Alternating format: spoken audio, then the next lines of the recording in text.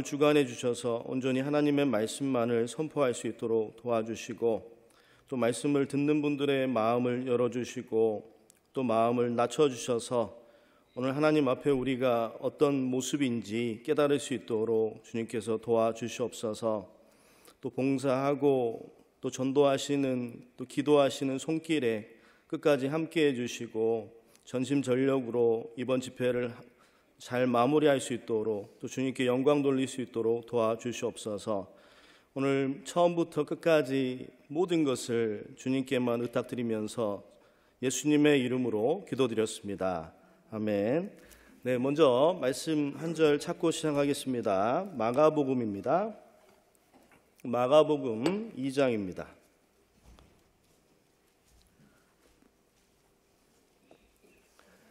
마가복음 2장 16절에서 17절 말씀입니다.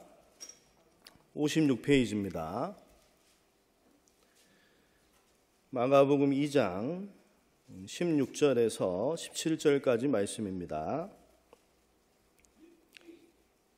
찾으셨으면 제가 읽겠습니다. 마가복음 2장 16절 17절.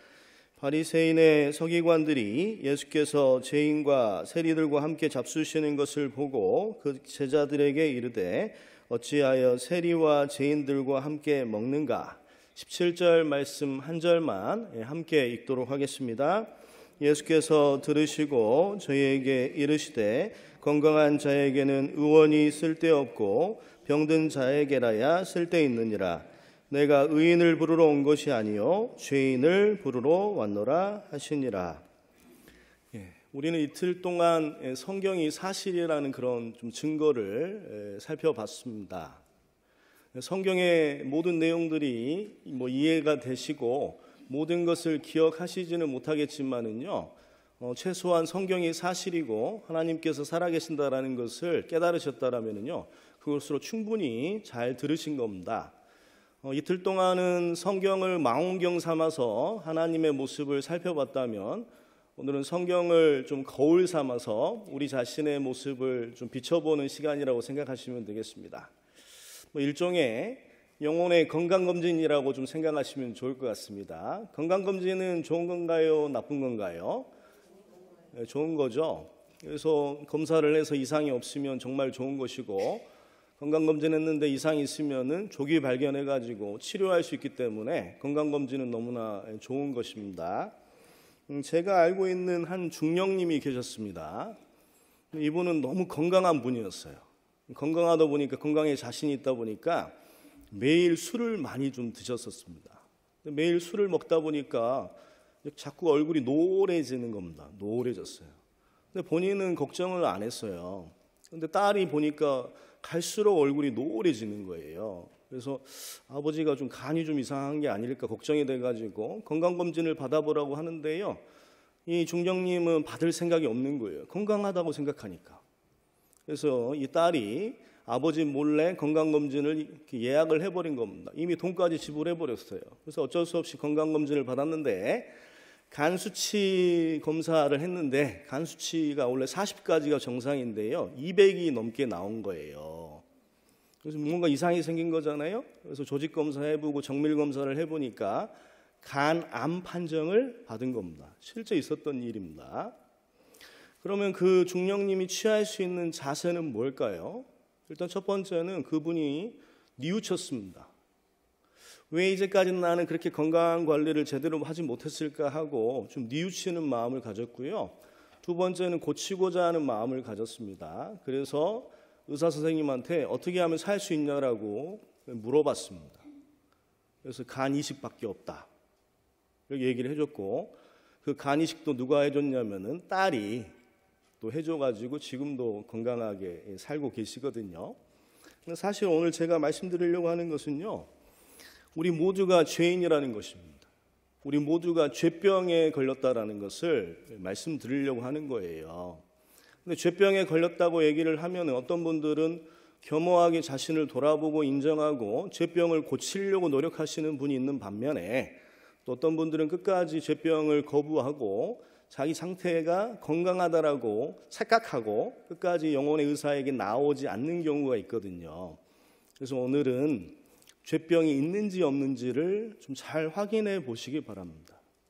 제 앞에서가 아니라 성경 말씀 앞에서, 하나님 앞에서 내가 죄병에 걸렸는가 안 걸렸는가 이거를 좀 잘 확인하시라는 것입니다. 영혼의 의사가 누구십니까? 한번 대답해 볼게요. 하나, 둘, 셋. 예수님이십니다. 여기 방금 읽으셨던 말씀의 17절 말씀에 보시면 내가 의인을 부르러 온 것이 아니고 죄인을 부르러 왔다라고 말씀하셨거든요. 죄인을 부르고 끝나는 게 아니겠죠? 죄인을 불러서 죄병을 치료해 주러 오신 분이 바로 예수님이라는 거예요. 그래서 영혼의 의사는 누구라는 걸 알 수 있습니까? 예수님이라는 것을 알 수 있습니다. 누구나 자신의 죄병을 인정하고 영혼의 의사이신 예수님께 나오면은 살 수가 있다라는 말씀이에요. 근데 문제는 뭡니까? 자기가 죄병에 걸렸다라는 것을 잘 모르기도 하고 또 알아도 인정을 안 하려고 한다라는 거예요. 대표적인 사람이, 인정 안 했던 대표적인 사람이 바리새인이라는 사람이 있었습니다.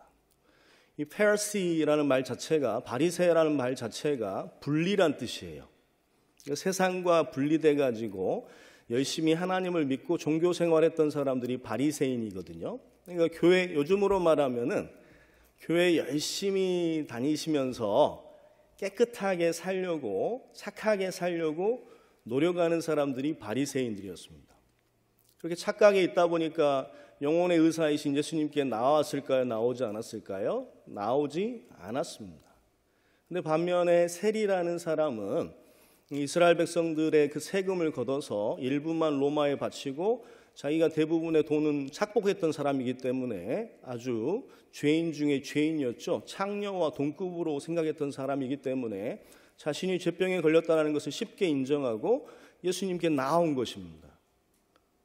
바리새인은 죄병에 걸렸다는 것을 인정하지 않고 나오지 않았고 세리는 나왔다라는 거예요.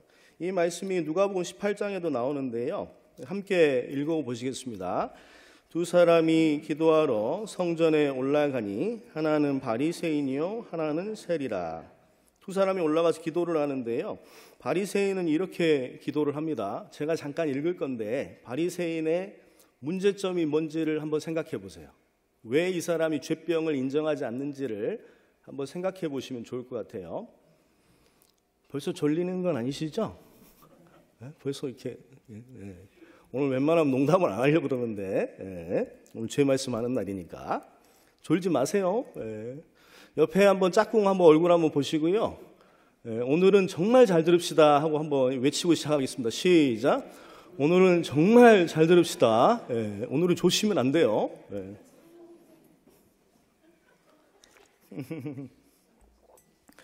자, 이 바리새인의 문제점을 한번 찾아보시기 바랍니다.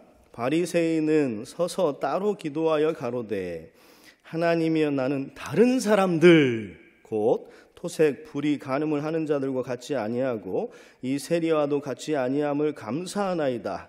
나는 일해에 2번씩 금식하고 또 소득의 11조를 드리나이다.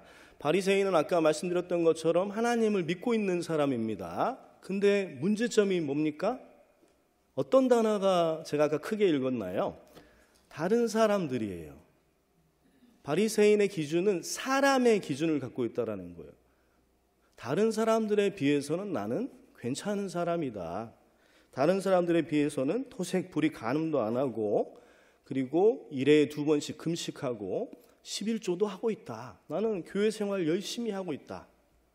나는 하나님 앞에서 죄가 없다. 이렇게 착각하는 사람이에요.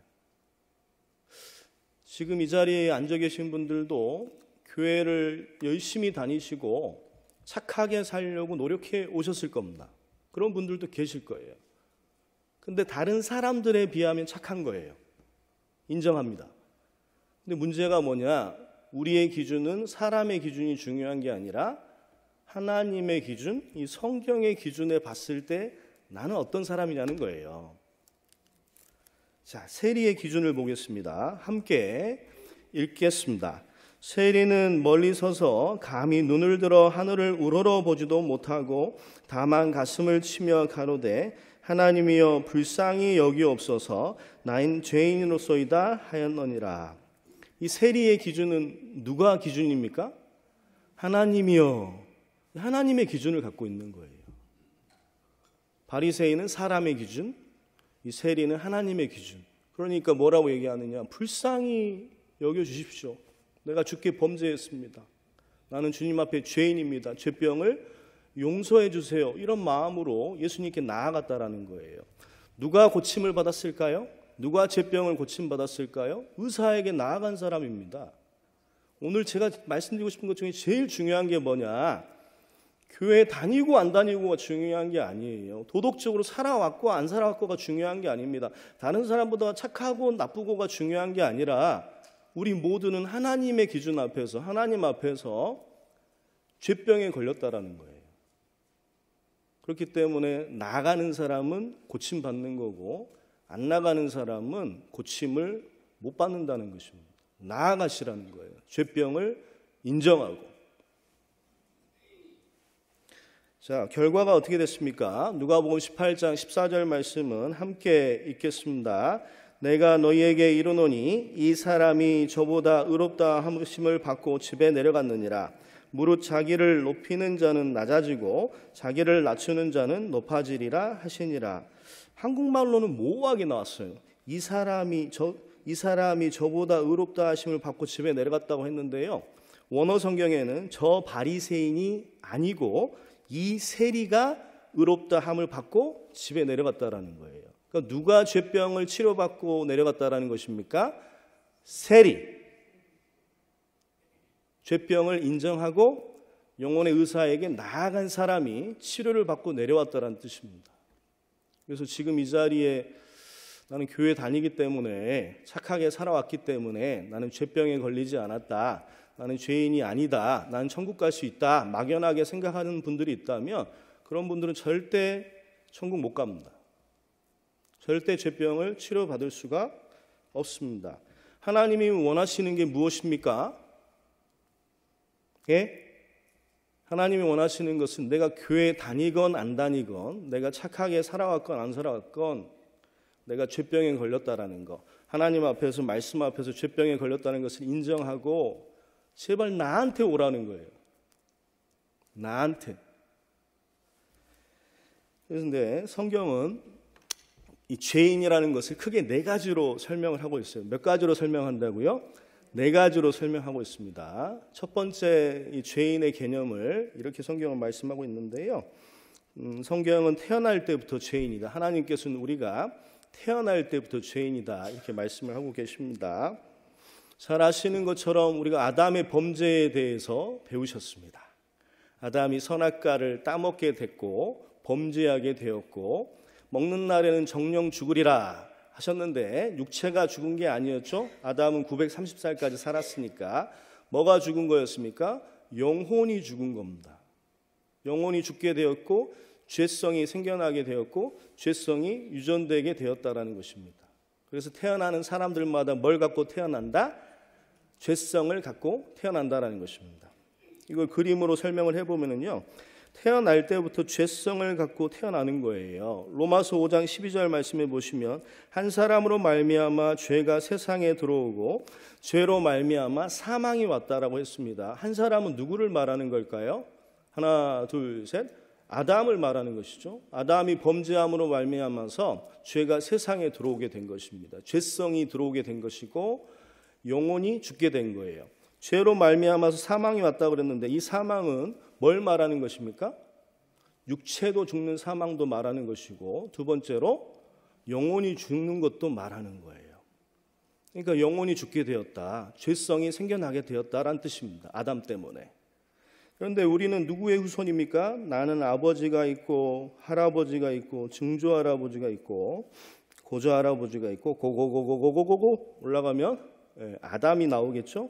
나는 아담의 후손이기 때문에 태어날 때부터 죄성을 갖고 태어난다. 태어날 때부터 영혼이 죽어서 태어난다. 그래서 성경은 나를 뭐라고 부른다? 태어날 때부터 죄인이라고 부른다라는 거예요. 이게 성경이 말하는 겁니다. 태어날 때부터 죄인이라고 성경은 말하는 겁니다. 제가 말하는 게 아닙니다. 자, 시편 51편 5절 말씀해 보시면 내가 죄악 중에 출생하였으며 모친이 죄 중에 나를 잉태하였나이다. 우리가 쓰는 말 중에 가장 잘못된 말 중에 하나가 뭘까요?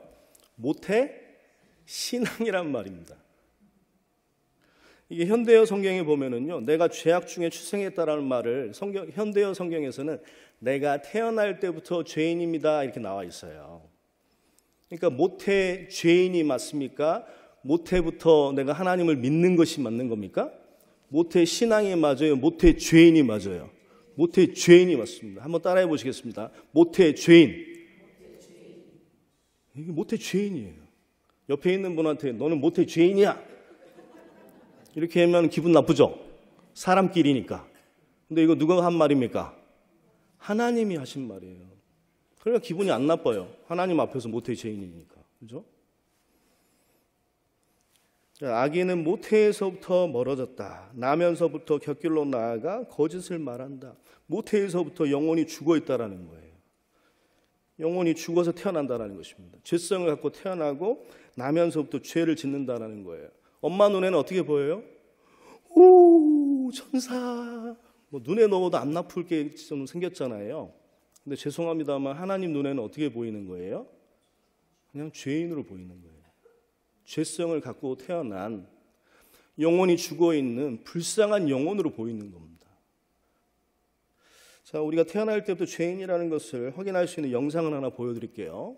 이 아이가 무슨 죄가 이 언니가 무슨 죄성이 있을까 싶은데 한번 보십시오. 죄성을 보여드리겠습니다.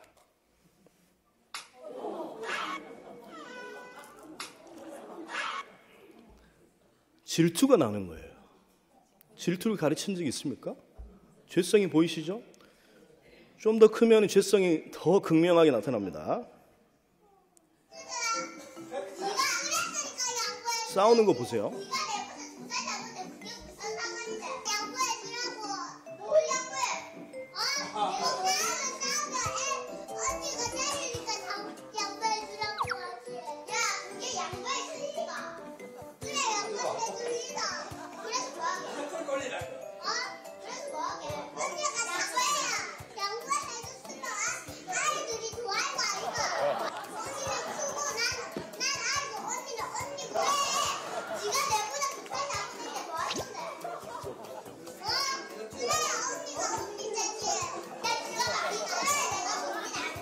승질이죠.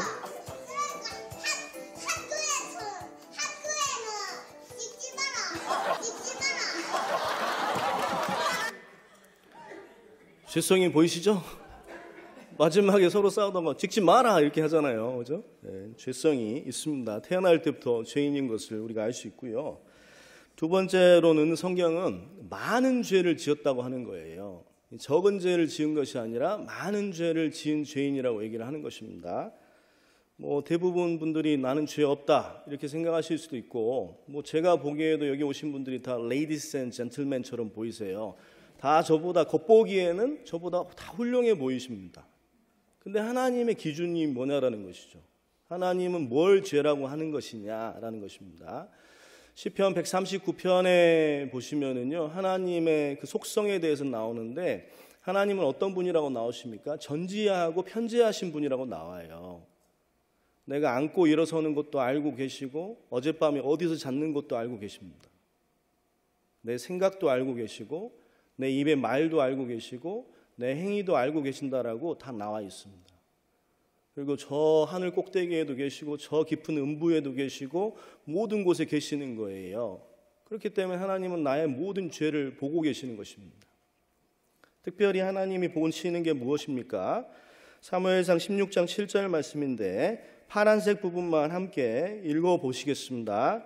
사람은 외모를 보거니와 나 여호와는 중심을 보느니라. 하나님은 생각도 보고 계시고 내 말도 듣고 계시고 내 행동도 보고 계시고 심지어는 뭐도 보고 계십니까? 이 마음까지도 보고 계신다라는 거예요. 근데 그런 분, 그러니까 마음속의 죄도 죄입니다. 하나님한테는. 우리는 마음을 못 보잖아요. 근데 하나님은 볼 수 있습니다. 지금 말씀 듣는 분들도 생각이 다 다르실 거예요. 어떤 분들은 진지하고 신사적이고 간절하고 생각하면서 들으시는 분들 계시겠지만 어떤 분들은 가볍게 들으시는 분들도 있을 것입니다. 내 얘기 아니야 이렇게 들으시는 분들도 계실 건데 그런 분들은 절대 죄병을 치료받을 수가 없습니다. 왜냐하면 하나님은 마음을 아시니까요. 생각을 보시기 때문에 정말 간절한 마음으로 들으셔야 됩니다. 그게 무서워요. 신앙이라는 게. 진짜 신앙은 마음으로 들을 때 나오는 겁니다. 마음으로 들어주시기 바랍니다. 내가 얼마나 많은지, 죄가 얼마나 많은지를 알려면 계명을 보면 알거든요. 죄라는 것은 계명을 어기는 거잖아요. 그래서 하라는 계명이 248개, 하지 말라는 계명이 365개가 있습니다. 613가지의 계명이 있고 또 사실은 자세히 쪼개보면 수만 가지의 계명이 있는데 그걸 다 살펴볼 수는 없으니까 하나님이 주신 대표적인 계명 10가지 계명을 보면서 내가 죄가 얼마나 많은지를 한번 생각해 보시겠습니다. 첫 번째 계명이 너는 나 외에 다른 신들을 있게 하지 말지어다. 내가 이제까지 무신론자로 살아왔다라면요, 또 교회를 다니긴 다녔지만 하나님이 살아계신다라는 것을 100% 확신하고 다니신 게 아니면 그것은 첫 번째 계명을 어기신 겁니다. 하나님은 한 분이세요. 유일하신 참신입니다. 하나님만이 참신이에요. 이렇게 말하면 어떤 분들은 독선적이라고 말하는 분이, 기독교는 독선적이어서 싫다라고 말하는 분이 있고 천주교는 통합적이고 수용적이어서 좋다 이렇게 말하는 분들이 있어요. 그런데 진짜 아버지가 있는데 옆집에 박씨 아저씨, 뒷집에 김씨 아저씨, 보이는 모든 아저씨한테 다 아버지 하고 다니면 진짜 아버지가 좋을까요? 슬퍼하실까요? 슬퍼하시겠죠. 제가 아내를 사랑해요. 제가 아내를 사랑하는데 우리 아내가 옆집 남자한테, 뒷집 남자한테, 만나는 모든 남자한테 당신이 내 남편이에요. 난 모든 사람을 사랑해요. 그럼 제가 기분이 좋을까요? 정말 슬플까요? 슬프다는 겁니다. 진짜 아버지가 있고 진짜 남편이 있어서 내가 진짜 남편이고 내가 유일한 남편이고 내가 유일한 아버지다라고 얘기하는 게 잘못된 겁니까? 그렇지 않다라는 것입니다. 요즘에 가장 첫 번째 계명을 잘 어기고 있는 종교가 천주교입니다. 천주교에서는 교황이 어떻게 얘기하고 있습니까? 추기경이 어떻게 얘기하고 있습니까? 천주교 신자들이 어떻게 믿고 있습니까? 어떤 다른 종교를 믿든 간에, 다른 신들을 믿든 간에, 무신론이든 간에 뭐만 인정하면 된다? 절대자를 인정하고 선한 양심을 갖고 살아가면은요, 누구나 천국 갈 수 있다라고 가르치고 있습니다. 종교 통합이죠. 그건 일본 천주교는 일본 계명을 엄청나게 어기고 있는 것입니다. 이 천주교 학자 중에서 칼 라너라는 학자가 있어요. 칼 라너라는 학자는 Anonymous Christian, 익명의 그리스도인이라는 이론을 내놨습니다. 이게 뭔 말입니까? 그러니까 다른 종교에 상관없이 무신론자여도 절대자를 인정하고 선한 양심을 갖고 살아가면 다 천국 간다라는 거예요. 그래서 천주교는 일계명을 어기고 있습니다. 그래서 여러분이 선택하십시오. 성경을 선택하실지, 성경에는 그렇게 안 나와 있어요. 아니면 세상의 종교 중에 하나를 선택하실지, 그건 여러분들의 몫입니다. 두 번째 계명이 뭐냐면요, 우상을 만들지 말고 그것들에게 절하지 말고 그것들을 섬기지 말라는 것입니다. 개업식 가면은 고사를 지내죠. 한국은 요즘인데 계속 이래요. 한국에는요. 개업식에서 돈 많이 벌게 해달라고 뭡니까? 돼지 귀에다가, 코에다가, 입에다가 돈을 막 끼워요. 돼지 표정을 보세요. 돼지 표정을. 돼지 표정이 즐거워 보이세요? 슬퍼 보이세요? 슬퍼 보이죠? 돼지가 지금 뭐라고 하고 있을까요? 제발 이러지 마세요. 말도 안 되는 걸 하고 있는 거예요, 지금. 제 친구가 신차 사면은 그 신차 고사를 지내잖아요. 제 친구가 실제로 신차 고사를 지냈어요. 차를 사가지고 돼지 머리 두고 돈 끼워놓고 거기다 제사를 지냈는데요. 이틀 뒤에 사고가 나가지고 차를 폐차했습니다. 우상은 우상이에요. 아무 효용이 없습니다. 여기 보시면은 천불상이라고 들어보셨죠? 불상이 1000개나 돼요. 거기 앞에서 비는 거, 복을 비는 겁니다. 금박을 닦아내면 뭐에 지나지 않습니까? 금박을 닦아내면 나무에 지나지 않아요. 나무요, 나무. 나무한테 그냥 비는 거예요. 여기한테 비는 겁니다. 천국 보내달라고, 복 달라고. 자, 퀴즈를 하나 내보겠습니다. 다음 그림을 보고 떠오르는 성경 구절을 말씀해 보세요. 이런 퀴즈를 한번 교회에서 해봤으면 재밌을 것 같은데, 나무로 지금 첫 번째 그림은 나무로 뭘 쓰고 있습니까? 나무로 땔감을 쓰고 있죠. 두 번째 그림은 뭡니까? 나무로 뭘 구워 먹고 있습니까? 떡을 구워 먹고 있어요. 땔감으로 쓰는 나무, 떡 구울 때 쓰는 나무를 가지고 세 번째는 뭘 만들고 있습니까? 우상을 만들어서 섬기고 있다라는 거예요. 이 말씀이 이사야 44장 15절 말씀에 나오죠. 유명한 말씀입니다. 이사야 44장 15절 말씀을 함께 읽어보시겠습니다. 우론 이 나무는 사람이 화목을 삼가는 것이거늘 그가 그것을 가지고 자기 몸을 돋게도 하고 그것으로 불을 피워서 떡을 굽기도 하고 그것으로 신상을 만들어 숭배하며 우상을 만들고 그 앞에 부복하기도 하는구나. 그러니까 땔감으로도 쓰고 떡 구워 먹을 때 쓰는 나무 가지고 그걸로 우상으로 만들어서 거기다 절도 하는구나. 웃기다 웃겨. 이렇게 말씀하시는 거예요. 하나님이. 너 지금 뭐 하고 있냐. 여기 얘기하시는 거예요. 근데 이런 것만 우상이 아니죠. 현대판 우상이 뭡니까? 현대판 우상은 세 가지입니다. 하나님보다 더 사랑하는 게 우상이에요. 자기를 사랑하고 돈을 사랑하고 쾌락을 사랑하기를 하나님 사랑하는 것보다 더 사랑하는 거예요. 자기가 신이에요. 말씀을 합니다. 사실을 전달하는데 조금 자기 생각하고 달라. 자기 감정하고 달라요. 그럼 그 다음 날부터 절대 안 나와요. 요즘 사람들은. 옛날 같지 않습니다. 인내심이 없어요. 자기가 신이니까. 말씀이 내 생각을 건드렸어. 말씀이 내 감정을 건드렸어. 나 내일부터 안 나와. 이게 요즘 사람들이에요. 절대 안 나와요. 절대. 이건 자기가 우상인 거예요. 돈 때문에 우리 사실 돈에 노예가 되어서 사시는 분들 있잖아요.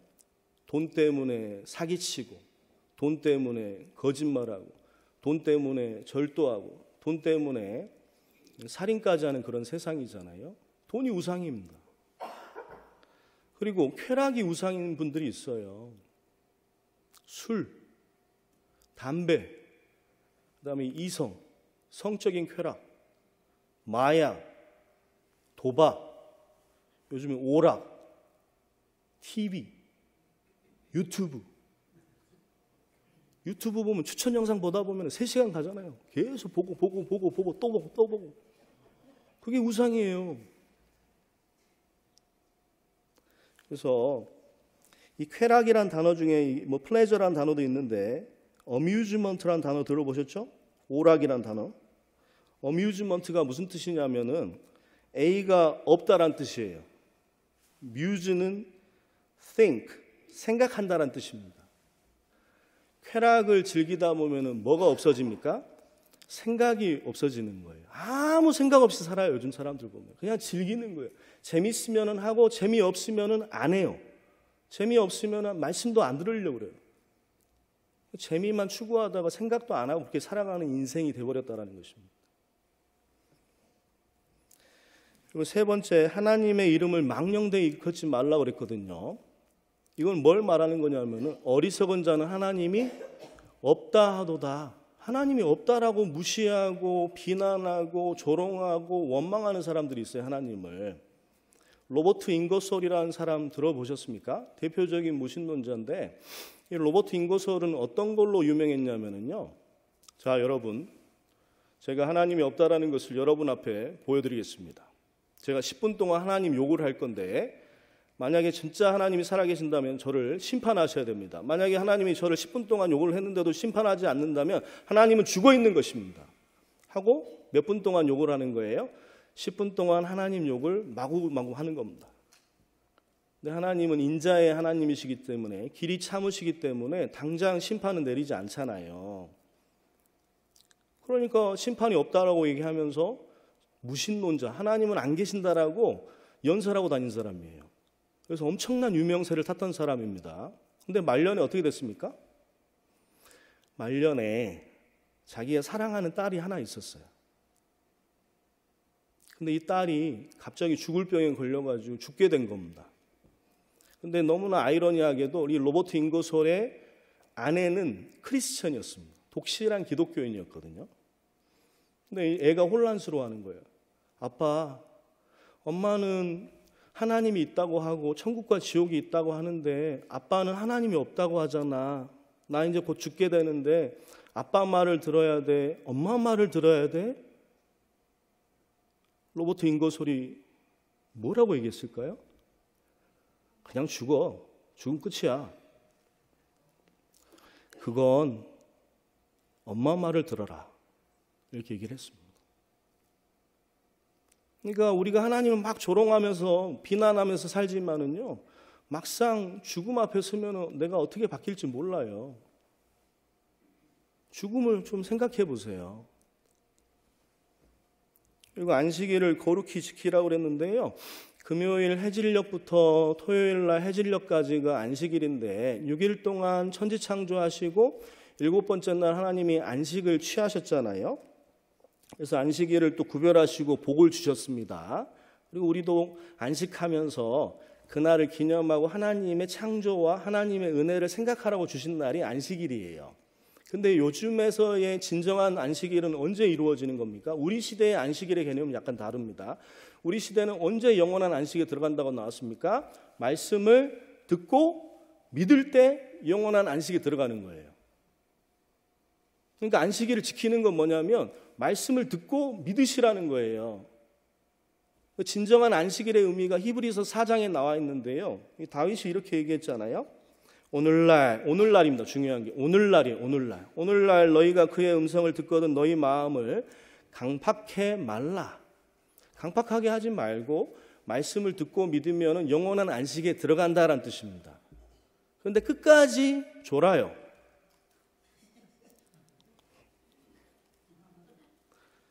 끝까지 사실인 거 인정을 안 해요. 그 사람이 안식일을 안 지킨 거예요. 그 사람이 계속 죄 짓고 있는 것입니다. 충분한 증거가 있고 믿을 만한 증거가 있으면 그냥 마음을 부드럽게 하고 말씀을 듣고 믿으라는 것입니다. 그러면 영원한 안식에 들어간다는 거예요. 그게 안식일의 참된 의미입니다. 그 다음에 부모를 공경하라고 그랬습니다. 저는 개인적으로 죄 말씀할 때마다 제일 찔리는 게 1번부터 4번까지 계명은 하나님에 대한 계명인데 5번부터 10번까지 계명은 사람에 대한 계명이잖아요. 사람에 대한 계명 중에 제일 큰 게 부모님에 대한 계명입니다. 부모를 공경하라고 그랬잖아요. 자기의 아비나 어머니를 치는 자는 반드시 죽일지니라. 그 아비나 어미를 저주하는 자는 반드시 죽일지니라. 아버지 어머니한테 함부로 말하고 함부로 행동하는 것은 죽일 죄입니다. 지옥 갈 죄예요. 저 개인적으로 좀 부모님의 마음을 아프게 할 때가 참 많았습니다. 학창 시절에. 그렇게 생겼죠? 제가 초등학교 때는요, 학교 정문이 있었는데 정문으로 안 다녔어요. 못 다녔습니다. 그 이유가 뭘까요? 제가 초등학교 때 정문이 있잖아요. 정문을 놔두고 항상 쪽문으로 다녔어요. 이유가 뭘까요?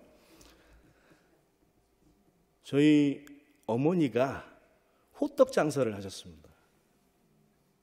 근데 어린 나이에 호떡 파신다라는 게 너무 창피했어요. 그래서 호떡을 또 어디서 많이 팔립니까? 학교 정문 앞에서 팔면 많이 팔리잖아요. 거기 앞에서 파는 거예요. 그래서 저는 한 번도 정문으로 나와본 적이 없어요. 항상 쪽문으로 피해 다녔거든요. 근데 어느 날 하루 친구랑 너무 재밌게 얘기하고 간 거예요. 하굣길에. 그래가지고 친구랑 이제 가다가 저도 모르게 어디로 갔을까요? 정문으로 간 거예요. 정문으로 딱 가는데 갑자기 저 멀리서 정문아! 그러는 거예요. 잘 숨겨왔는데 수많은 인파가 우르르 몰려가는데 뭐 정문아! 그러는 거예요. 순간 제 얼굴이 빨개졌죠. 근데 옆에 있는 친구가 있으니까 창피해가지고 그냥 걸어갔어요. 이렇게. 근데 이제 못 들은 줄 알고 어머니가 정훈아, 정훈아, 호떡 먹고 가! 이렇게 크게 얘기한 거예요. 그러니까 옆에 있는 친구가 정훈아, 저 아줌마 너 지금 네 얘기하는 거 아니냐, 뭐 이렇게 얘기를 했죠. 그때 제가 절대 해서는 안 될 말을 친구한테 해버렸겠죠. 뭐라고 했을까요? 내가 모르는 아줌마야 하고 그냥 가버렸습니다. 어찌 보면은 그렇게 어렵게 사시는데 살아가는 이유가 존재의 의미가 전데, 존재의 의미인 제가 어머니를 부정해버린 거잖아요. 너무 가슴이 아프셨을 것 같아요. 그래서 제가 집에를 못 들어갔어요. 잘못했다는 거 아니까. 나 집에 갔습니다. 갔더니 뭐 얼굴이 땡땡 부어 계시더라고요. 많이 우신 것 같아요. 근데 엄마들은 뭐라고 합니까? 대부분 아무 말 안 하죠. 아무 말 안 하고 밥은 먹었냐 하고 밥을 차려주시더라고요. 뭐 그거 외에도 참 어머니를 부끄러워했던 적이 참 함부로 했던 적이 한두 번이 아닌 것 같아요. 저는 이제 너무 가난해가지고 학원을 좀 보내달라고 그랬는데 어머니가 학원을 안 보내줬거든요. 그러니까 이제 뭐 조금 다투기만 하면 엄마한테, 엄마가 나한테 해준 게 뭐가 있냐고. 참 어머니 속을 많이 썩였던 것 같습니다. 이 어머니한테, 아버지한테 함부로 말하고 함부로 행동하시는 것도 죄인데요. 성경에 뭐라고 했습니까? 부모를 공경하라고 그랬거든요. 하라는 걸 안 하는 것도 죄예요. 공경하셔야 돼요. 적극적으로 효도하셔야 됩니다. 부모님한테 무관심하고 계신 것도 큰 죄입니다. 저도 지금 부모님이 한국에 계시는데 전화 한 통 제대로 못 드리는 제 자신이 항상 부끄럽습니다. 큰 죄를 짓고 있는 거예요. 그리고 살인하지 말라라고 얘기했습니다. 살인하지 말라고. 살인해 보신 적 있습니까? 당연히 없으시겠죠. 실제로는요. 근데 성경은 뭐라고 말씀하시냐면 요한일서 3장 15절 말씀을 함께 읽도록 하겠습니다. 그 형제를 미워하는 자마다 살인하는 자니 살인하는 자마다 영생이 그 속에 거하지 아니하는 것을 너희가 아는 바라. 성경은 이렇게 말해요. 미워하는 사람은 살인자라는 거예요. 단순한 살인자가 아니라 뭐라고 얘기했습니까? 영생이 그 속에 거하지 않는다, 지옥 간다라는 것입니다. 미워하면 살인자고 그 사람은 지옥 간다라는 거예요.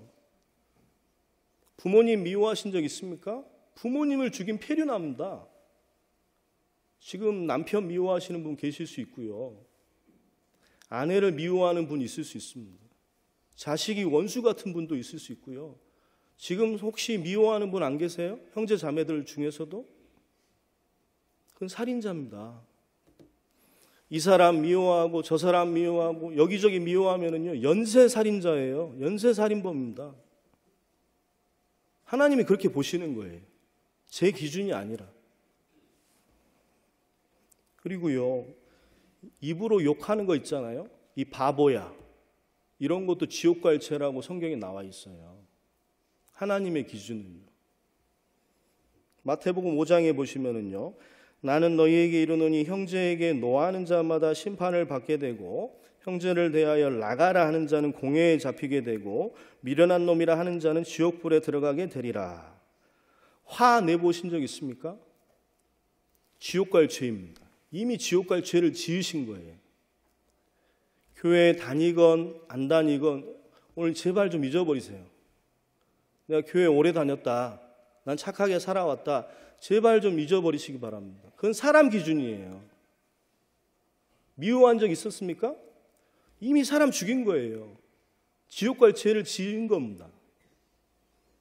형제를 대하여 라가라는 자, 라가라는 거, 라카는 골빈놈이란 뜻입니다. 히브리 욕설이에요. 가벼운 욕설이죠. 이 골빈놈아, 이 바보야, 이렇게만 말해도 지옥 간다라는 것입니다. 미련한 놈이라 하는 것도 지옥불에 들어간다는 거예요. 우리가 혀로 수많은 죄를 짓습니다. 야고보서 3장 6절 말씀은 함께 읽겠습니다. 혀는 곧 불이요 불의의 세계라. 혀는 우리 지체 중에서 온몸을 더럽히고 생의 박해를 불살이나니 그 살이는 것이 지옥불에서 나느니라. 혀가 불이라는 것입니다. 혀가 지옥불이 붙는데요. 여기 보시면은 그 사르는 것이 지옥불에서 난다. 좀 말이 표현이 한국말로는 어눌하게 나와 있는데요. 정확한 의미가 뭐냐? 혀에 지옥불이 붙는다라는 뜻입니다. 우리가 혀로 얼마나 많은 죄를 짓습니까? 혀로 몸을 더럽히고 온 세계를 더럽히고 있잖아요. 상처의 말, 비난의 말, 차별의 말, 무시의 말, 분노의 말, 짜증의 말, 저주의 말, 수근수근하는 말, 음란한 말, 거짓말하는 말, 정말 입으로 많은 죄를 짓고 있거든요. 다 듣고 계십니다. 이 지옥 갈 죄를 지은 거예요, 이미. 이 지옥에서 가장 뜨거울 곳이 어디냐면 혀입니다, 혀. 지옥에서 혀로 제일 많이 죄를 지었기 때문에 혀가 제일 뜨거울 거라고 성경은 말씀하시는 거잖아요. 혀에 지옥불이 붙는다. 이 실제 말이 생명체에게 영향을 끼칠 수 있다는 것을 보여주는 실험이거든요. 물의 결정인데요. 이 물은 뭐라고 얘기했냐면 너 정말 예쁘다 하고 자주 말해줬어요. 이런 물한테 너 참 예쁘다 하고 자주 말해줬습니다. 물 결정이 예쁘게 나왔죠? 근데 너 정말 예쁘다 이걸 갖다가 더 자주 얘기해줬어요. 물의 결정이 완전해졌잖아요. 근데 세 번째는 뭡니까? 그냥 무시하고 방치했어요. 그럼 물의 결정이 이상해집니다. 근데 물에다가 대놓고 뭐라고 얘기하는 거예요? 이 망할 놈아, 이 바보야, 짜증나, 죽여버릴 거야. 이렇게 실제로 말을 했는데요. 물의 결정이 파괴가 되는 거예요. 실제 말은 영향이 있습니다. 실제로 사람을 죽일 수 있어요. 잠언 11장 11절 말씀에 성읍은 정직한 자의 축원을 인하여 진흥하고 악한 자의 입을 인하여 망한다 그랬죠? 왜 가정을 망합니까? 왜 교회가 망합니까? 왜 사회가 망합니까? 서로 악한 말을 하니까 그런 거예요. 가정을 망치시고 싶으면요, 집에서 악한 말 계속하세요. 교회를 망치고 싶으시면은 악한 말을 계속하십시오. 교회에서 말 조심하십시오. 절대 상처 주시면 안 돼요. 살인하지 마세요, 교회에서. 가정에서도 마찬가지입니다. 정직한 자의 축원을 인해서 진흥한다고 그랬거든요. 진실된 축복의 말을 많이 해주세요. 자, 옆에 있는 분한테 진실된 축복의 말을 한 가지 해주시겠습니다. 즉흥적으로 한번 해보세요. 하나, 둘, 셋. 갑자기 당황스러우시죠? 이게 훈련이 안 되면 잘 안 나와요. 평상시에 훈련하셔야 돼요. 언어도 습관이고 그 사람의 인격입니다. 정직한 축복의 말을 자꾸 하는 걸 연습하시기 바랍니다. 그래서 말로 하는 것도 살인이라는 것입니다. 말로 하는 살인도 있고 마음으로 하는 살인도 있다라는 것입니다. 저도 살인자입니다. 저도 목사지만 저도 살인자예요. 오늘은 교회 다니냐 안 다니냐가 중요한 게 아니라는 겁니다. 말씀 앞에서 하나님 앞에서 내가 어떤 모습이냐라는 거예요. 저도 마음으로 미워한 적이 있고 저도 입으로 상처 준 적이 있기 때문에 성경 앞에서는 저도 살인자라는 것입니다. 실제 사람을 죽인 분이 있습니다. 낙태하신 분들이에요. 의도했건 의도치 않았건 죄송합니다만 낙태는 살인입니다. 살인. 3주만 돼도 태아의 심장이 뛰시는 거 아시죠?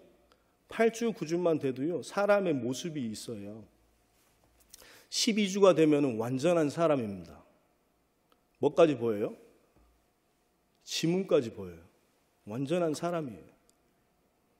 그런데 이 절제 수술, 낙태 수술을 하게 되면은 어떻게 됩니까? 이 침묵의 절규라는 다큐멘터리가 있거든요. 지금도 유튜브에 올라와 있어요. 한번 보시고 싶으신 분들은 찾아보셔도 되는데 침묵의 절규라는 다큐멘터리가 있는데요. 임신 중절 수술을 하려고 이 흡입기가 들어가요. 엄마 자궁으로. 그럼 아이가 요리조리 피합니다. 실제 피해요.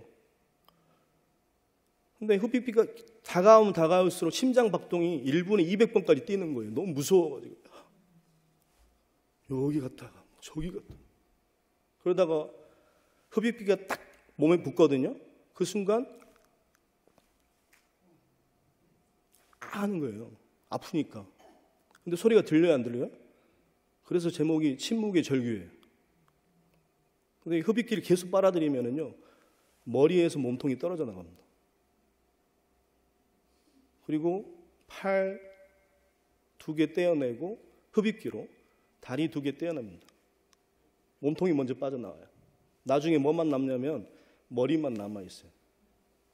그걸 어떻게 합니까? 이 집게를 넣어가지고요, 마지막에 머리를 합니다. 깨버려요. 으서버려요. 이 중절 수술, 낙태 수술한 의사들끼리 쓰는 은어가 뭔지 아세요? 넘버원 나왔니? 넘버원 나왔니라는 말을 해요. 넘버원이 뭘까요? 머리를 말하는 겁니다. 머리가 나오면 수술이 끝나거든요. 이게 살인이 아닙니까? 한번 대답해 보세요. 여러분들 몸을 갈기갈기 찢고 여러분들 아프게 하는데 실제 죽였는데 그게 살인이 아닙니까? 넘어가겠습니다. 너무 징그러워서. 나중에는 하나하나 이걸 다 퍼즐을 맞춰봐요. 그래서 성경은 하나님은 낙태는 명백한 살인이라고 말씀하십니다. 낙태는 살인입니다. 엄마 아빠는 살인 의뢰자고 의사는 면허받은 살인자입니다. 절대 낙태는 살인이라는 걸 꼭 말씀드립니다. 그래서 우리가 살인 안 했다라고 할 수 있는데, 제가 처음 말씀 들었을 때, 죄 말씀 들었을 때 충격받았다는 게 그거예요. 미워하는 것도 살인이다. 말로 하는 살인도 있다. 그리고 낙태도 실제로 살인이라는 것입니다. 그래서 교회 다니고 안 다니고가 중요한 게 아니고요, 우리는 하나님 앞에서 살인자라는 것을 말씀드리면서 한 5분만 쉬었다가 하시겠습니다. 5분 뒤에 다시 만나겠습니다. 예. 네, 시간이 돼서 시작하겠습니다. 앞에 보시면은요, 그 다음 7번째 계명이 간음하지 말라는 말씀인데요, 레위기서 20장을 한번 찾아보시겠습니다. 레위기서 20장입니다. 레위기서 20장입니다. 간음하지 말라라는 말씀에 관련해서 레위기서 20장 10절 말씀입니다. 화면에도 나와 있습니다. 레위기서 20장 10절 말씀 함께 읽도록 하겠습니다. 누구든지 남의 아내와 간음하는 자, 곧 이웃의 아내와 간음하는 자는 그 간부와 음부를 반드시 죽일지니라. 성경에는 간음하면 반드시 죽이라고 나왔습니다. 나는 실제로 부부관계 외에는, 정상적인 관계 외에는 외도한 적이 없다 이렇게 생각하실 수도 있는데, 잠언 6장 29절에 남의 아내와 통관하는 자도 이와 같을 것이라 무릇 그를 만지기만 하는 자도 죄 없게 되지 아니하리라. 그런데 더 충격적인 것이 무엇입니까? 우리가 실질적으로 간음은 안 했잖아요. 몸으로 간음한 적은 없으실 건데, 정상적인 부부관계 외에는 외도한 적이 없으실 거라고 믿습니다.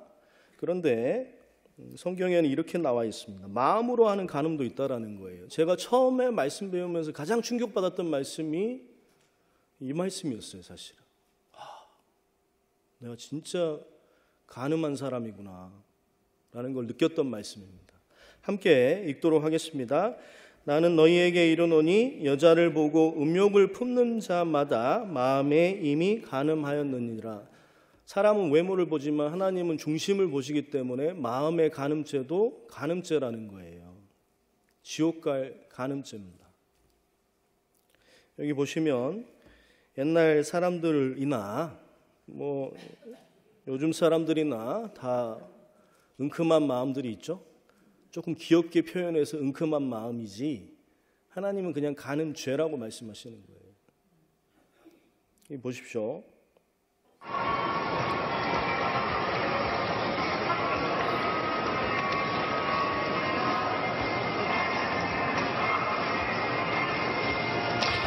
Berlin. Berlin. 음욕을 품었다가 이렇게 될 수가 있습니다. 우리는 웃고 넘어가지만 하나님은 심각하게 간음죄라고 말씀하신다라는 것입니다. 요즘이 참 음란한 세상이죠. 요즘 음란물이 넘쳐나요. 세상에나 제가 초등학교 저희 딸내미 입학식에 갔는데 입학식 첫날 교장 선생님 훈화 말씀에 학부모 당부사항 중에 뭐가 있었냐면요. 학부모님들 요즘 초등학생들이 옛날 초등학생 같지 않습니다. 요즘은 11살, 10살만 돼도 다 음란물 보니까 음란물 시청에 대해서 적절한 지도를 하셔야 될 겁니다. 라고 이렇게 얘기를 하는 거예요. 요즘 심각하죠? 성의 개방과 이 음란한 것이. 10살, 11살만 돼도 배불러 온 애들이 많아요. 심각하잖아요. 아이들도 음란한 죄를 짓습니다. 그리고 직장에서 직장 생활 안 하고 뭐 하고 있습니까? 이분이 음란물 단속하시는 분이거든요. 근데 남자들이 직장에서 직장 일은 안 하고 다 이상한 거 보고 있대요. 역겨울 정도로. 종교는 어떻습니까? 요즘에 중국의 신흥 종교거든요. 종교라는 이름으로 유사 성행위를 하는 거예요. 그래서 이 종교의 교세가 아주 확장되고 있습니다. 요즘 종교가들도 음란해요. 나는 신이다 라는 그런 다큐멘터리도 있죠. 할아버지는 음란한 마음이 없을까요? 이 할아버지 지금 뭐하고 계십니까? 네? 뭐하고 계세요? 제가 어떤 할머니하고 상담을 하는데요. 그 할머니가 솔직하게 이렇게 얘기하시더라고요. 나는 깊은 산골에 혼자 사는데 가끔씩 나도 모르게 야릇한 마음이 올라온다고. 괴로워 죽겠다고. 이 음란한 마음은 남녀노소 불문하고 다 있는 겁니다. 나는 아닌 것처럼 웃고 계시는데 하나님 앞에 쓰면 다 나와요. 우린 다 간음죄를 지은 사람이라는 것입니다. 그리고 반드시 뭐 하신다고 그랬냐면요. 성경의 음행에 대한 말씀, 간음에 대한 말씀이 정말 많습니다. 반드시 심판하신다고 나왔거든요. 음행하는 자들과 간음하는 자들을 하나님이 반드시 심판하신다고 그랬죠. 소돔과 고모라도 심판하셨죠. 그리고 여기 가보신 분 계시죠? 폼페이? 폼페이는 정말 음란한 도시잖아요. 이탈리아 나폴리, 이탈리아에 가보신 나폴리가 있는데 나폴리 남쪽에 가면은 이 폼페이라는 도시가 있는데 이 도시가 음란한 도시였습니다. 여기에 창녀 마을이거든요. 여기 제가 너무 음란해가지고 거기 속에 사진을 안 찍었어요. 안 보여드리는 거예요. 소돔과 고모라 같은 곳이었어요. 여기도. 소돔과 고모라도 음란해가지고 어떻게 했습니까? 하나님이 불과 유황으로 덮어버리셨잖아요. 여기도 수간이 있었습니다. 동성애가 있었고 요상한 성행위들이 많아요. 근신상간도 많았습니다. 그래서 하나님이 어떻게 하셨습니까? 2000년 전에 베수비오 화산을 폭파시켜가지고 완전 다 덮어버렸어요. 그 흔적이 지금 남아있습니다. 심판받은 흔적이 남아있어요. 이 남자는 지금 음란한 행위를 하다가 그대로 화산재에 덮여가지고 지금 심판받는 겁니다. 음란죄는 반드시 모든 죄가 그렇지만 하나님이 정말 싫어하는 죄가 몸에게 짓는 죄, 음란한 죄를 하나님 반드시 심판하신다고 나왔습니다. 도적질하지 말라고 그랬거든요. 상대방의 동의 없이 허락 없이 갖고 오는 모든 게 도적질이에요. 부모님의 물건도 도적질한 겁니다. 허락 없이 갖고 온 거면은요. 함께 읽겠습니다. 부모의 물건을 도적질하고 죄가 아니라 하는 자는 멸망케 하는 자의 동륜이라. 부모 물건도 허락 없이 갖고 오는 게 죄인데 남의 물건을 허락 없이 갖고 오는 것은 더 큰 죄겠죠. 산에서, 남의 산에서, 남의 밭에서 아무거나 따오시면 안 돼요. 그리스도인은 그러면 안 돼요. 죄예요. 그러지 마세요. 그리고 마트에서 떨어진 거 하나 주워오고,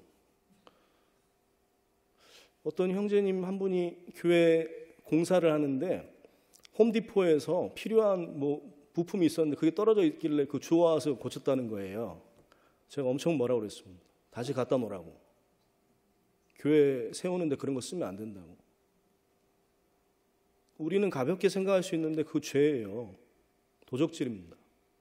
학교에서 남의 지식 훔치는 것도, 컨닝하는 것도, 치팅하는 것도 다 도적질입니다. 아무튼 남의 물건 갖고 왔는데 마음에 꺼리낌이 있잖아요. 양심에 꺼리낌이 있는 건 다 죄예요. 그렇게 생각하시면 됩니다. 다 도적질했죠? 한 번이라도. 그리고 거짓말하지 말라는 겁니다. 거짓 증거하지 말라. 거짓말하지 말라. 거짓말 한 번도 안 해보신 분 손 들어보세요. 거짓말 하나 추가하려고 그랬는데 다 해봤잖아요. 이 뱀은 혀가 2개예요. 한 입으로 2말하는 거죠. 거짓말하는 거. 하루에 200번씩 거짓말한답니다. 하루에 200번씩 거짓말하는데 평균 그게 팩트예요. 누가 더 거짓말, 남자가 더 거짓말 잘할까요? 여자가 더 거짓말 잘할까요? 알면서 8분마다 거짓말하고요. 여자가 더 거짓말을 잘한답니다. 그래서 자매님들이 저보고 목사님 이렇게 훤칠하게 생기셨어요. 저는 절대 믿지 않습니다. 잠깐 보시겠습니다. 아내 말고 다른 여자에게 눈을 돌린 적이 있습니까? 좀 난감해하는 표정인데 과연 대답은? 아니요. 그러나 거짓말 탐지기입니다. 맞아요. 당신은 남의 차를 긁고 도망간 적이 있습니까? 아니다. 그렇지만 그래프는 상상하고 맙니다.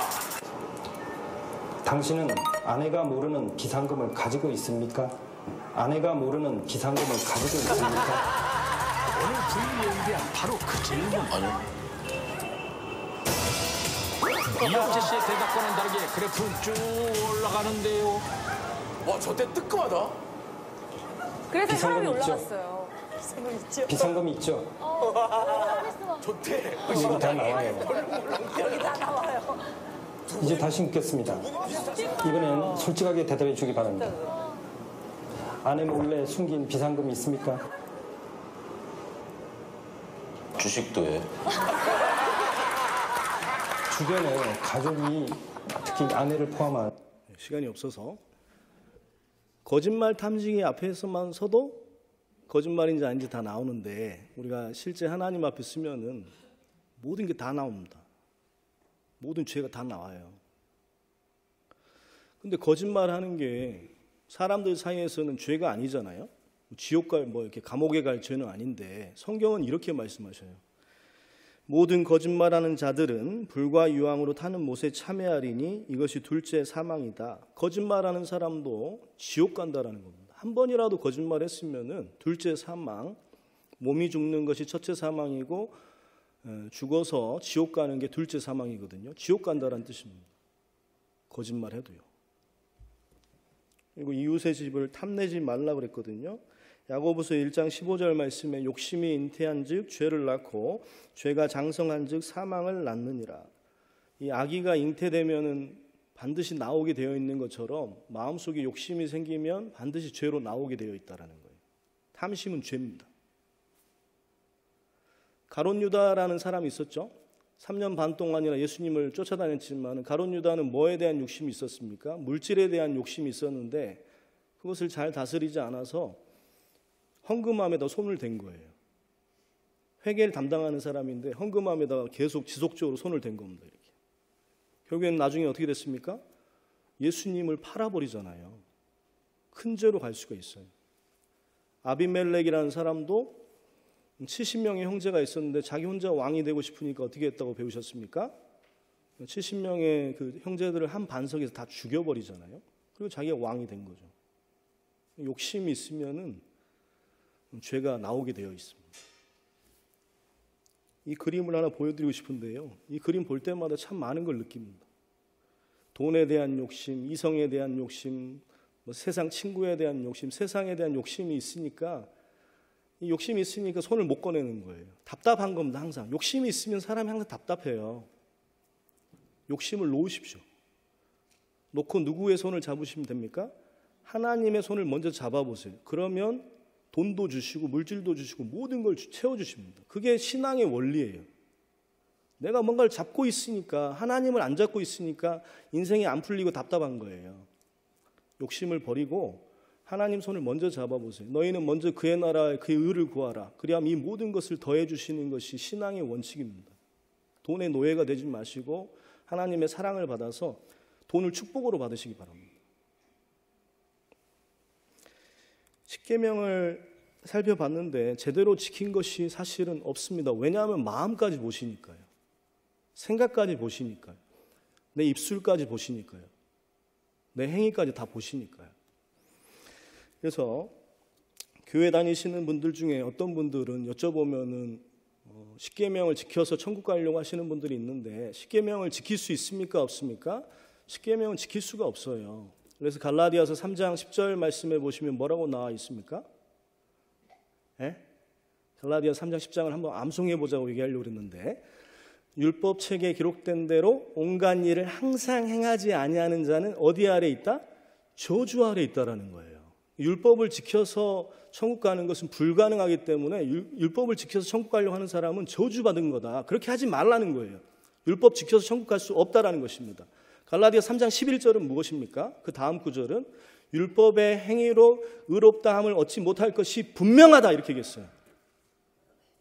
율법은 지키라고 준 게 아니라는 거예요.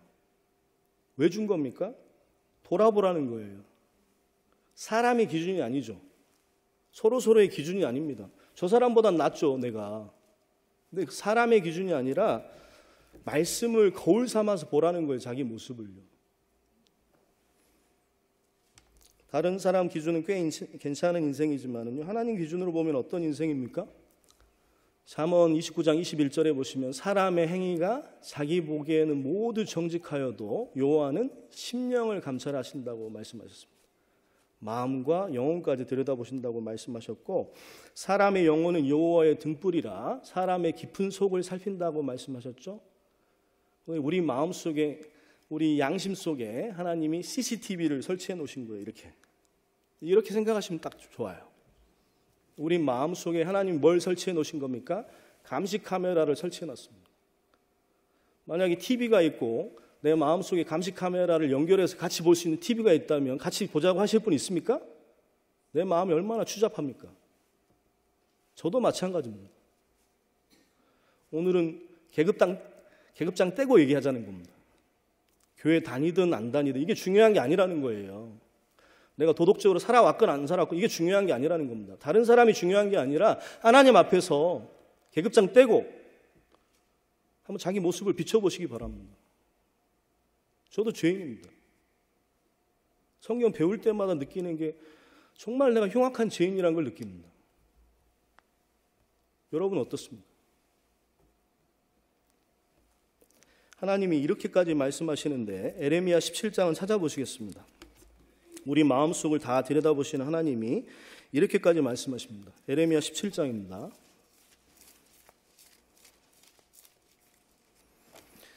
에레미야 17장 9절 10절 말씀입니다. 혹시 못 찾으신 분들은 화면에도 나와 있습니다. 에레미야 17장 9절 10절 말씀입니다. 함께 읽도록 하겠습니다. 만물보다 거짓되고 심히 부패한 것은 마음이라 누가 능히 알려마는 나 여호와는 심장을 살피고 폐부를 시험하고 각각 그 행위와 행실대로 보응하나니 만물보다 거짓되고 심히 부패한 것은 똥이 아닙니다. 누가 토해놓은 게 아니라 마음이에요. 하나님이 얘기하시는 거잖아요. 누구 마음입니까?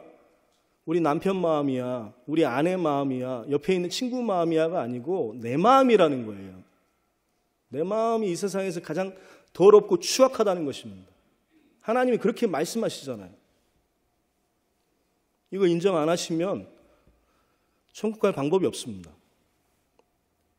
겁들이는 것도 아니고 그냥 사실을 말씀드리는 거예요. 죄병을 인정하지 않으시면 내가 막연하게 구원받았다, 난 막연하게 교회 다닌다, 난 막연하게 착하게 살아왔다, 그거 가지고는 천국 갈 수 없어요. 나는 죄병에 걸렸다. 내 마음이 만물보다 거짓되고 심히 부패했다. 이게 인정이 될 때 하나님이 죄병을 치료할 수 있는 방법을 알려주시는 겁니다. 이게 중요합니다. 내 마음을 보시고 하나님은 나를 심지어는 이렇게까지 얘기하시는 겁니다. 그런즉 하나님 앞에서 사람이 어찌 의롭다 하며 부녀에게서 난 자가 어찌 깨끗하다 하랴. 하나님의 눈에는 달이라도 명랑치 못하고 별도 깨끗이 못한다. 6절 말씀은 함께 읽겠습니다. 하물며 벌레인 사람 구더기인 인생이랴. 우리의 그 더러운 마음을 아시는 분께서 나를 뭐라고 부르시는 겁니까? 구더기라고 생각하신다라는 거예요. 이게 성경이에요. 난 좀 조금 죄를 지었어. 이런 정도가 아니라 저도 구더기입니다. 여러분 한 분 한 분도 다 구더기예요. 그게 성경이 말하는 것입니다. 그걸 인정하셔야지, 죄병이 인정돼야지 치료를 받을 수 있는 것입니다. 자, 여기 보시면은 퍼셋식 화장실이 있습니다. 이런 화장실이 중국 가면 아직도 있어요. 중국 가면 많이 있죠. 이 구더기가 똥을 파먹고 있습니다. 자, 1번 구더기가 있어요. 1번 구더기는 뭐라고 얘기할 수 있을까요? 교회 안 다니는 흉악한 죄인이에요. 자, 그다음에 두 번째 구더기는 뭐라고 얘기할 수 있을까요? 교회 안 다니는 평범한 사람. 세 번째 구더기는 뭐라고 얘기할 수 있을까요? 교회 다니는 평범한 사람. 네 번째 구더기는 뭐라고 얘기할 수 있을까요? 교회 열심히 다니면서 착하게 살아가는 사람이에요. 구더기예요. 자, 대답해 보세요. 어떤 구더기가 깨끗합니까? 에? 사람끼리는 누가 제일 깨끗해 보여요? 4번이 제일 깨끗해 보인다는 거예요.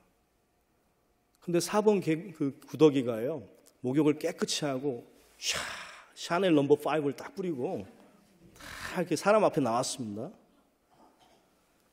같이 밥 먹어요. 같이 밥 먹을 수 있어요. 아니면 하고 툭 죽이실 거예요. 이렇다는 거예요, 우리 모습이. 50보 100보 차이라는 겁니다. 그냥 구더기는 구더기라는 거예요. 그래서 2번, 3번, 4번에 2번의 인생을 살아오신 분들, 평범하게 그냥 교회 안 다니면서 평범하게 살아오신 분들도 계실 거고, 1번 같은 분은 안 계시겠죠. 2번처럼 살아오신 분, 3번은 뭡니까? 교회 다니면서 그냥 평범하게 살아온 거예요. 4번은 뭡니까? 교회 열심히 다니면서 그냥 착하게 살아온 거예요. 헌금도 하고 봉사도 하고 11조도 하고 부족한 게 없이 살아온 거예요. 바리새인처럼 살아온 겁니다. 근데 하나님 눈에는 어떻게 보인다고요?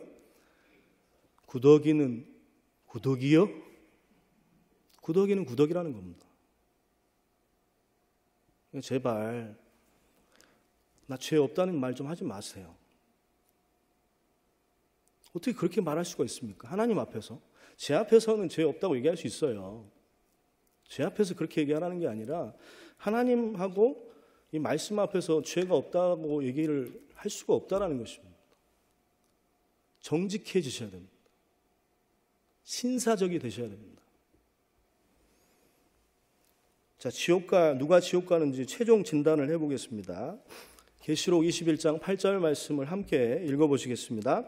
그러나 두려워하는 자들과 믿지 아니하는 자들과 흉악한 자들과 살인자들과 행음자들과 술객들과 우상 숭배자들과 모든 거짓말하는 자들은 불과 유황으로 타는 못에 참여하리니 이것이 둘째 사망이니라. 이 8가지의 부류의 사람들이 지옥 가는 사람이라는 겁니다. 두려워하는 사람들은요, 어떤 사람들을 말하는 걸까요? 교회 다니고 하나님을 믿어요. 근데 죄 문제를 해결했을까요? 안 했을까요? 죄 문제가 아직 해결 안 된 사람입니다. 한번 여쭤볼게요. 거듭나셨습니까? 어떻게 거듭나셨습니까? 이 거듭나셨냐라는 질문에 대해서 대답을 못 하시는 분들은 아직 거듭난 게 아닙니다. 물과 성령으로 거듭나야지 되는데 그거에 대한 답변을 못 하시는 분들은 거듭난 게 아니에요. 그러니까 하나님을 믿어요. 자기가 죄인이라는 것도 압니다. 근데 죄 문제가 해결 안 되니까 항상 두려운 거예요. 열심히 하면은 천국 갈 것 같고 열심히 안 하면 지옥 갈 것 같고, 그러니까 막연한 믿음, 두려운 믿음을 갖고 있는 사람이 1번이에요. 그런 사람은 지옥 갑니다. 어떻게 거듭나셨습니까? 어떻게 죄 문제를 해결하셨습니까? 믿지 아니하는 사람도 당연히 지옥 가고요. 흉악한 사람들인데 마음에 악을 품는 것도 마찬가지입니다. 악한 생각, 그 다음에 악한 마음을 품은 사람도 흉악한 사람이고, 마음에 미워한 사람도 살인자고, 마음에 음욕을 품은 자도 행음자고, 술객이라는 것은 귀신이나 악마에게 하나님 외의 존재에게 자신의 미래를 물어보는 거잖아요. 그런데 술객이라는 단어가 파마케이아라는 단어에서 유래된 건데요. 파머시 들어보셨죠? 파머시라는 단어가 파마케이아에서 나온 건데요. 마약이란 겁니다, 사실은. 예전에 주술을 할 때 신을 다른 하나님 외에 다른 신을 만날 때 마약을 했었거든요. 마약하는 것도 죄라는 뜻이에요. 마약하시면 안 됩니다. 합법화 됐을지라도 마약하시면 안 돼요. 술객이 되는 겁니다. 그리고 어떤 위급 상황이 생겼습니다. 알라 신이요, 부처요, 하나님이요, 아무 신이나 저 좀 도와주세요. 이런 것도 술객이에요. A로 갈까 B로 갈까 어느 곳을 갈까요? 알아맞혀 봅시다.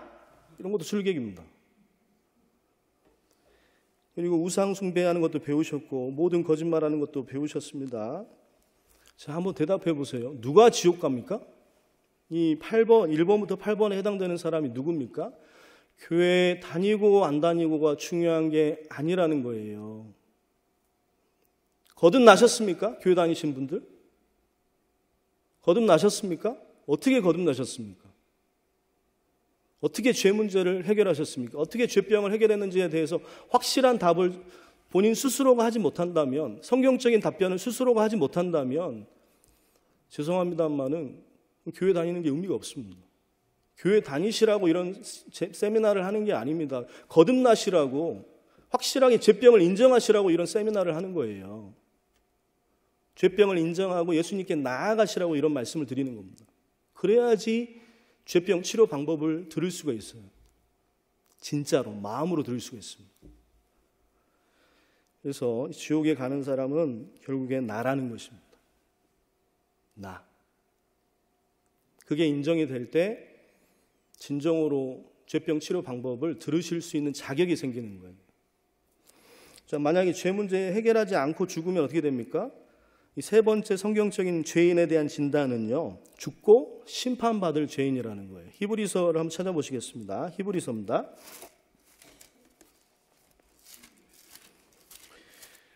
히브리서 9장입니다.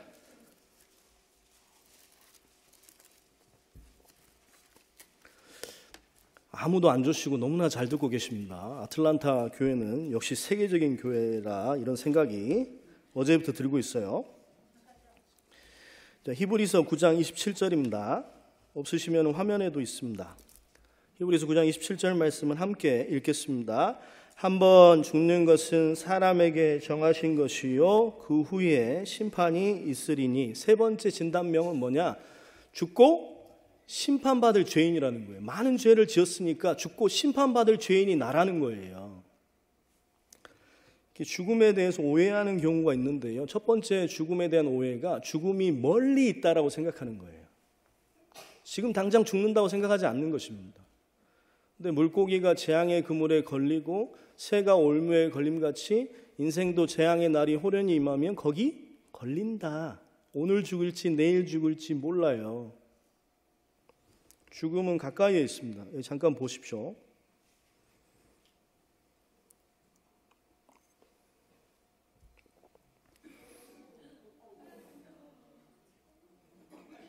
Colombe, avec des lancers qui peuvent parfois atteindre jusqu'à 160 km/h, on se doute bien que le pauvre oiseau. 親子連れでにぎわう中国上海の遊園地で回転ブランコが突然崩れ落ちた。中国北京市内の高速道路を横断しようとした男性が車にはねられた。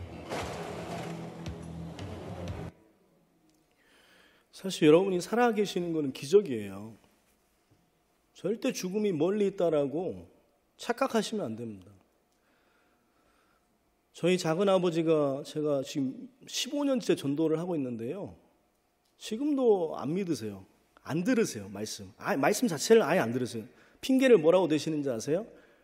정훈아, 네가 열심히 전도하는 건 좋은데 내가 죽기 5분 전에 믿겠다. 그게 레파토리예요. 죽기 5분 전에 복음을 들려다오.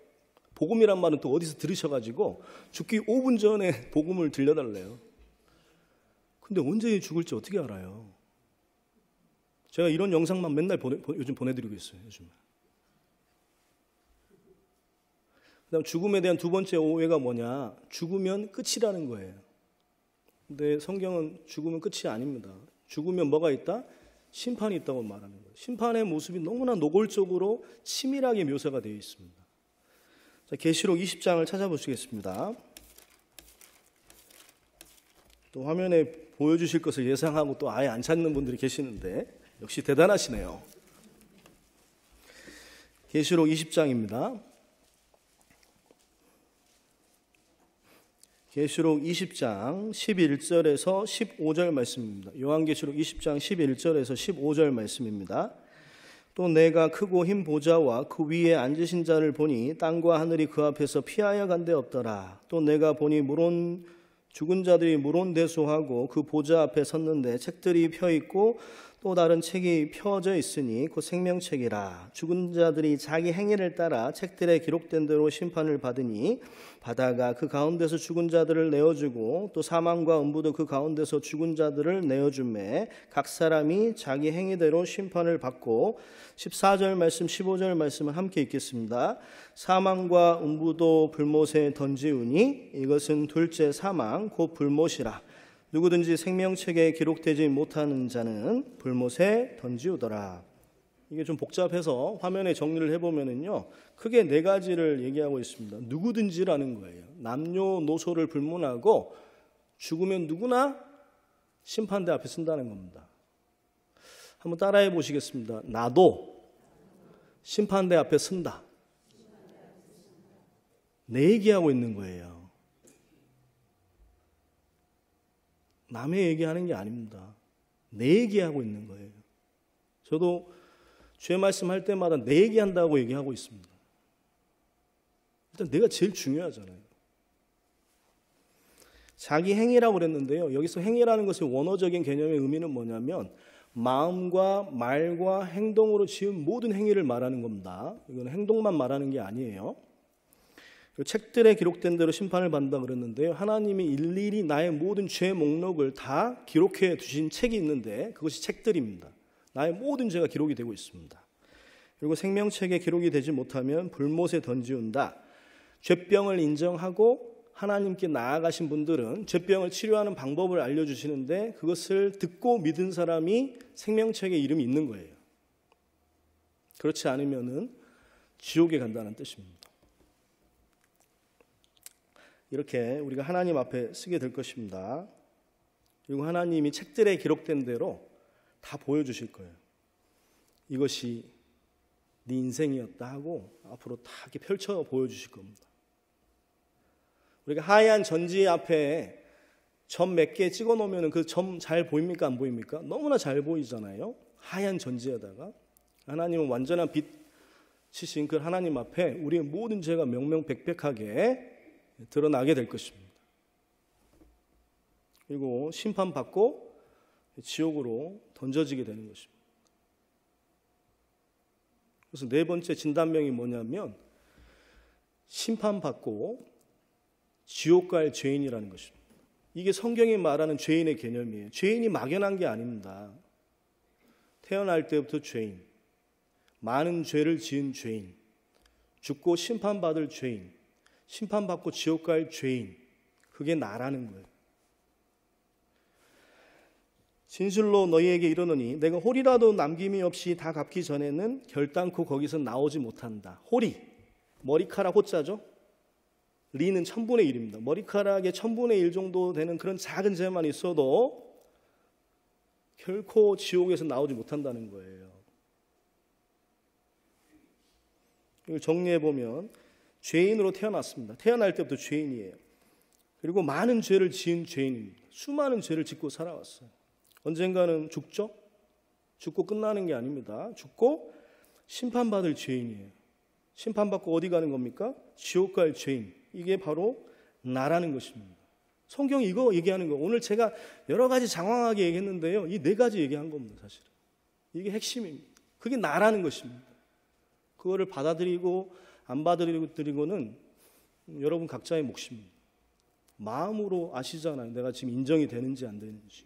인정 안 되시는 분들은 사실 가망이 없습니다. 마음이 인정이 안 되시는 분들은요, 남아서 상담을 좀 받으시면 좋을 것 같아요. 개인적으로 이렇게 같이 얘기해 봤으면 좋겠습니다. 어떤 부분에서 인정이 안 되는지 같이 얘기해 봐도 좋습니다. 지옥에 대해서 성경에서 너무나 노골적으로 이렇게 표현을 하고 있어요. 꺼지지 않는 불이고요. 슬피 울며 이를 가는 곳입니다. 아파가지고 이 갈아보신 적 있죠? 저도 죽을 뻔한 적이 있었는데 그때 너무 아파가지고 갈았던 적이 있습니다. 사람이 느낄 수 있는 고통을 10점으로 표현한다면 7점이 남자들 고환을 차였을 때의 고통입니다. 8점이 출산의 고통입니다.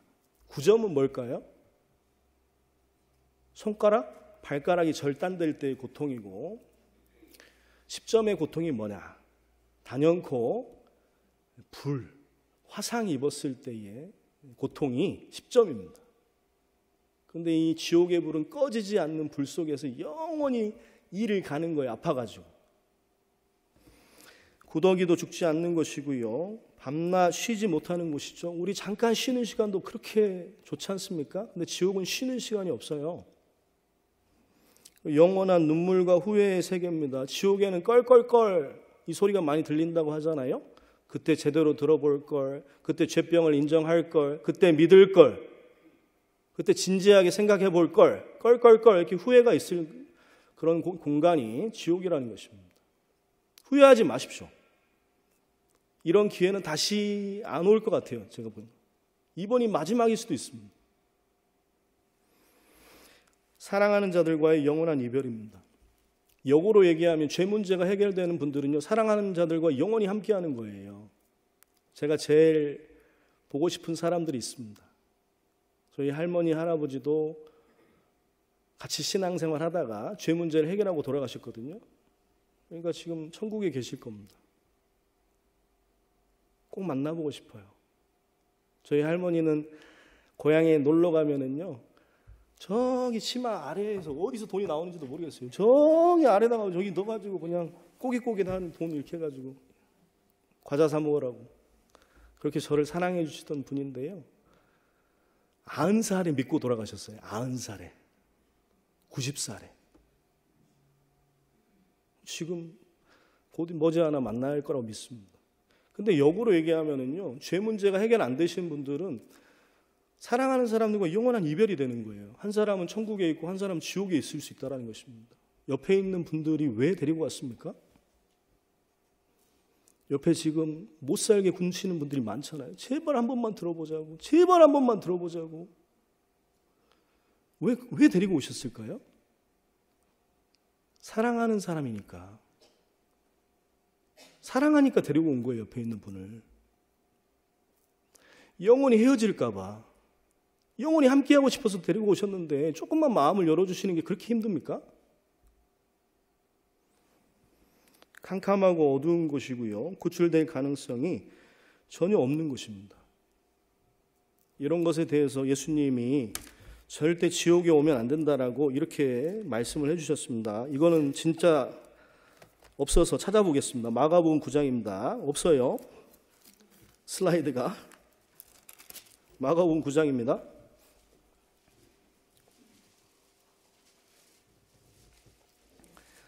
마가복음 9장 43절입니다.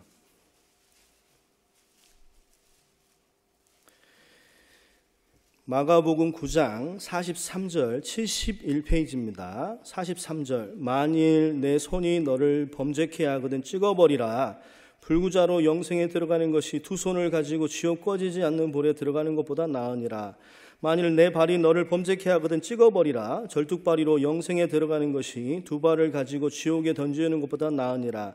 만일 내 눈이 너를 범죄케 하거든 빼어버리라. 한 눈으로 하나님의 나라에 들어가는 것이 두 눈을 가지고 지옥에 던지는 것보다 나으니라. 48절 말씀 한 절만 함께 읽겠습니다.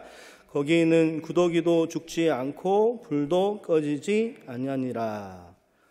무슨 말씀입니까? 네 손을 찍어서라도, 네 발을 찍어서라도, 네 눈을 빼서라도 절대 어디만큼 오지 마라. 지옥에만큼 오지 마라. 무슨 수술을 써서라도 절대 지옥에만큼 오지 마라. 왜? 지옥은 너무나 끔찍한 실제 물리적인 공간이니까. 이 한 사람을 소개해드리고 싶습니다. 아론 렐스톤이라는 사람이 있었는데요. 엔지니어 출신의 탐험가예요. 근데 이 사람이 여행을 하다가 여기 보시면 유타주에 있는 블루존 협곡을 등반하다가 바위가 내려앉아서 오른팔이 끼어버린 거예요. 바위에. 온갖 방법으로 팔을 빼내려고 했지만 허사였습니다. 렐스턴은 그 상태로 며칠을 버텼습니까? 사흘을 버텼습니다. 배낭 안에 물과 빵 조각이 떨어져 갔습니다. 그가 조난당한 사실을 아무도 몰라서 구조대가 올 가능성은 0이었습니다. 살아 돌아갈 유일한 방법은 뭐 하는 것이었습니까? 손을 잘라내는 거예요. 어떻게 했을까요? 자, 15달러짜리 플래시를 사면 공짜로 주는 다용도 칼로 손목 주변을 찔러봤습니다. 날이 너무나 무뎌서 손목을 자르는 것은 불가능해 보였습니다. 그렇게 5일째 되던 날에 결심을 했어요. 어떻게 결심을 했습니까? 팔을 잘라낼 힘이 남아있을 때, 그리고 바위에서 손을 빼내고 나서도 구조를 받을 수 있는 곳까지 걸어갈 힘이 있을 때 결정하자. 결단을 한 겁니다. 결단을. 여러분들도 결단을 하셔야 돼요. 내가 어떻게든지 간에 지옥은 안 가겠다. 이런 결단을 하셔야 됩니다. 이 사람이 어떻게 했습니까? 그는 먼저 배낭에서 옷가지를 꺼내 상처를 동여맬 준비를 했다. 그런 다음 있는 힘껏 팔을 비틀었다. 바위 틈에서 뼈가 부러지는 소리가 들렸다. 그는 이를 악물고 팔목을 잘라내기 시작했다. 칼이 무뎌 완전히 잘라내는데 얼마 걸렸다고요? 1시간이나 가까이나 걸렸습니다. 자기 팔을 자기가 자른 거예요. 이렇게. 지옥 같은 통증이 엄습했지만 그는 주저앉을 여유도 없었다. 렐스턴은 상처를 싸매고는 한 손으로 바위산을 타고 내려갔다. 그는 피를 흘리면서 약 10km를 걸어간 끝에 네덜란드 등산객을 만나서 살았습니다. 인터뷰입니다. 내가 특별히 용기가 있었던 게 아니라, 함께 읽겠습니다. 살아남기 위해서는 다른 선택이 없었다. 여러분들도 결단하셔야 돼요. 태어날 때부터 죄인이고, 많은 죄를 지은 죄인이고, 그 다음에 죽고 심판받을 죄인이고, 심판받고 지옥 갈 죄인이 나예요. 그럼 지옥에서 나올 수 있는 방법을 어떻게든지 배워야 되겠다. 결심을 하시라는 거예요. 태양을 하나님이 만드셨습니다. 태양 볼 때마다 저는 지옥을 생각합니다. 야, 지옥도 진짜 만드셨겠다. 용암도 하나님이 만드셨습니다. 지옥은 추상적인 공간이 아니에요. 성경은 사실이었잖아요. 성경이 사실이라는 증거가 25,000가지가 넘습니다. 근데 지옥만 사실이 아닐까요? 그렇지 않습니다. 지옥은 실제 존재하는 물리적인 공간이에요. 어느 누군가는 들어갈 수도 있는 실제 물리적인 공간입니다. 제발 그러지 마시기 바랍니다. 죄병만 인정하시면 돼요. 내가 교회를 다니든 안 다니든, 계급장 떼고 착하게 살아왔든 안 살아왔든, 내가 하나님 앞에서 죄병 걸렸다, 그것만 겸손하게 인정하시면 누구나 살 수 있습니다. 왜 우리 화상 환자들을 보여주냐면요, 지옥의 고통을 한번 생각해 보라고 보여드리는데요. 지금 보여드리는 장면보다 더 무서울 겁니다. 지옥은 훨씬 더 무서울 겁니다.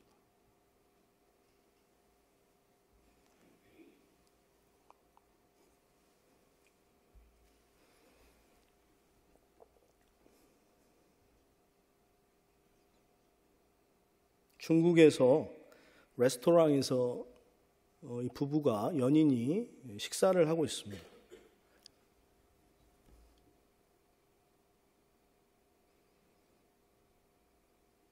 기름을 부어서 요리를 해주려고 기름통을 지금 가지고 온 겁니다.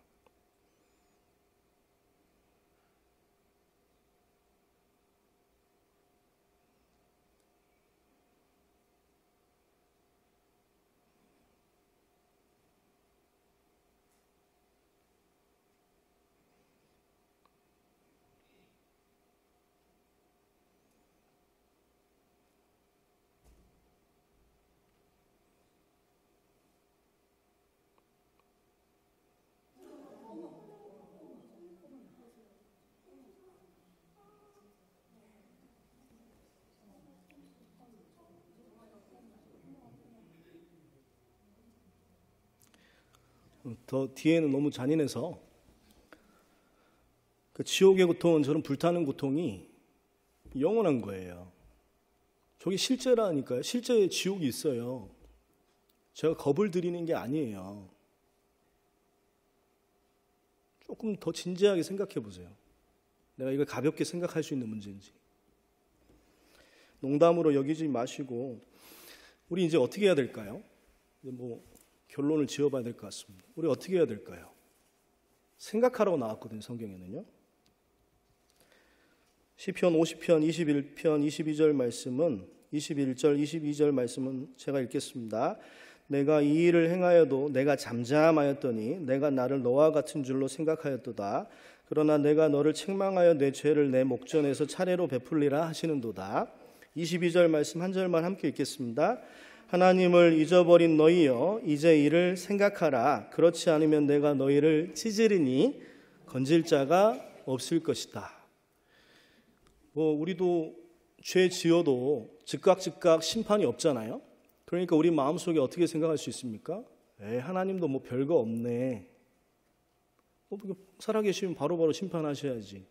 이렇게 생각할 수가 있다라는 거예요. 근데 심판날이 되면은요, 우리 죄를 낱낱이 보여주시고 반드시 심판하실 겁니다. 그때는 건질 자가 있습니까? 없습니까? 하나님이 이런 표현까지 쓰셨잖아요. 찢어버리신다고 그랬어요. 네가 충분히 기회를 줬는데, 말씀 들을 수 있는 기회도 주고 죄병을 확인할 수 있는 기회도 주고 회개할 수 있는 기회도 줬는데 끝까지 거부하면 찢어버리신다고 말씀하셨어요. 생각해 보시기 바랍니다. 이걸 생각해 보라는 거예요. 자, 이게 로댕에 생각하는 사람입니다. 로댕이 뭘 생각하고 있나요? 이 로댕에 생각하는 사람의 작품은요, 사실은 지옥문이라는 작품의 일부입니다.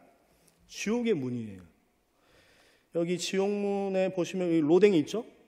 로댕이 있고 실제 지금 지옥 속에 163명의 사람들이 있어요. 세 보시면은 163명의 사람들이 이미 지옥에서 허덕이고 있는 거예요. 그걸 로댕이 보고 있는 거예요.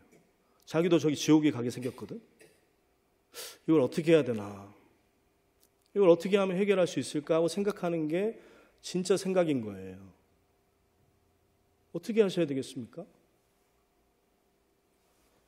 성경은 답을 주고 계십니다. 에스겔서 18장 32절 말씀을 함께 읽도록 하겠습니다. 나 주여 여호와가 말하노라. 죽는 자의 죽는 것은 내가 기뻐하지 아니하노니 너희는 스스로 돌이키고 살지니라. 그러니까 어떻게 하면 되냐면요, 돌이키라는 거예요. 돌이키고 살라라는 거예요. 어떤 분들은 전도사님 왜 재수없게 심판 얘기, 지옥 얘기만 하세요? 어떤 목사님들은요, 지옥 설교하면은 성도들 떨어진다고 아예 지옥 설교를 안 합니다. 죄 심판에 대해서 이렇게 자세하게 설교를 잘 안 합니다. 사람 떨어진다고. 은혜의 말씀, 축복의 말씀 이런 것만 하려고 해요. 근데 지옥 간다라는 얘기가 재수없는 얘기입니까? 저 멀리서 자동차가 오고 있는데요, 여기가 낭떠러집니다. 그러면은 저 다가오는 차를 향해서 나는 뭐라고 외쳐야 됩니까? 여기 절대 오면 안 됩니다. 외쳐줘야죠. 근데 거기 타고 있는 사람이 우리 아버지야. 그럼 어떻게 하셔야 되겠습니까? 더 큰 소리로 외쳐야 될 거 아니에요. 절대 오면 안 된다고 얘기해 줘야 될 거 아닙니까? 그게 재수없는 얘기입니까? 사랑입니까?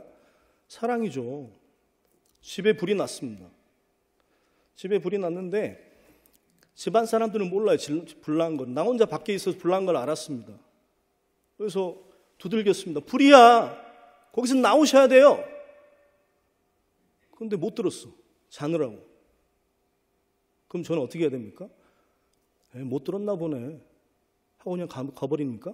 그게 사랑입니까? 왜 옆에 있는 분들이 그렇게 귀찮게 합니까? 불이야! 제발 좀 들어. 불이야! 불이야! 잘못하면 죽어! 이게 재수없는 얘기입니까? 사랑의 얘기입니까? 옆에 온 분들, 데리고 온 분들의 심정이 그런 심정이에요. 진심입니다. 하나님도 진심이고 전도하는 사람의 마음도 진심이고 저도 진심으로 얘기하는 거예요. 회개하셔야 됩니다. 저희 아버지가 저희 집에서 제일 말썽을 피우셨어요. 끝까지 말씀을 안 들으셨어요. 저희 아버지도. 저하고 어머니는 말씀을 쉽게 받아들이고 믿었는데요. 저희 아버지가 저 교회 다닌다고 구박을 엄청 많이 하셨습니다. 원래 평상시에 인자하신 분인데요. 교회 얘기만 나오면은 막 헷가닥 뒤집어지시는 거예요. 한 번은 제 동생을 교회 갔다 왔는데 제 동생을 들어가지고 던져버렸어요. 그래서 얼굴부터 이렇게 떨어졌어요, 동생이. 그리고 저희 어머니가 몰래 성경을 봤거든요. 하도 뭐라 그러니까 몰래 봤어요, 성경을. 근데 그걸 아버지한테 들켰네. 아버지가 어떻게 하시는 줄 아세요? 성경책을 찢어. 이렇게 찢는 것도 아니야. 어떻게 찢어요? 옆으로 찢어. 그것도 부족해가지고 가스불에 저하고 엄마 보는 데서 다 태워버리는 거예요. 그렇게 싫어하시더라고요. 그런데 사랑하잖아요, 아버지를. 제가 어떻게 했을까요, 엄마랑? 어머니랑? 아버지, 한 번만 들어보자. 진짜 사실이라고. 진짜 심판이 있다고. 농담을 하는 얘기 아니라고. 내가 진짜 아빠잖아. 내 아빠의 아들이잖아요. 한 번만 들어주세요. 그렇게 7년을 핍박을 하시다가 나중에는 말씀을 들으시고 정말 어머니하고 나한테 잘못했던 게 있잖아요. 그거를 엄청 후회를 하시더라고요. 미안하다고. 야, 난 지옥 미창 가겠다고. 어떻게 해야 되냐고. 여러분들도 그런 마음이 필요합니다. 농담으로 드리는 말씀이 아니잖아요. 옆에 데려오신 분들은 진짜 진심이에요. 같이 죄병 인정하고 내가 교회를 다녔건 안 다녔건 착하게 살아왔건 안 살아왔건 죄병 인정하고 그냥 한번 들어보자는 거예요. 죄병을 치료할 수 있는 방법을 내일 알려줄 건데 그거 한번 들어보자 이겁니다. 그거 들어주는 것도 그렇게 힘듭니까?